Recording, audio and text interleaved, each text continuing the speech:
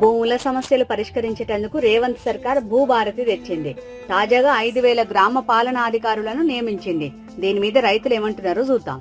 భూభారతితో రైతులకు మేలు జరిగిందా? మా భూముల సమస్యలు భూభారతితోనే పరిష్కారం అయినాయి. గా బీఆర్ఎస్ తెచ్చిన ధరణిలా అన్ని తప్పులే ఉండే. అంతేకాదు గా బీఆర్ఎస్ సర్కారు ఈఆర్ఏలను ఈఆర్ఓలను తీసేసింది. మా భూముల సమస్యలను ఎవరికి చెప్పుకోవాలో తెలియకపాయే. ఇప్పుడు 5,000 మంది గ్రామ పాలనా అధికారులను నియమించింది కదా రేవంత్ సర్కార్. ఉపయోగం ఉంటదా? ప్రజలకు అందుబాటులో ఉండేది వాళ్ళే కదా. అందుకే రేవంత్ అన్న సర్కారు గ్రామ పాలనాధికారులను పెట్టిండు. ఏమైనా సమస్యలుంటే వాళ్ళ ద్వారా పరిష్కరించుకోవచ్చు. అంటే రేవంత్ సర్కార్ రైతన్నల మేలు కోసమే పనిచేస్తుందా? ముమ్మాటికి అంతే. అంతే.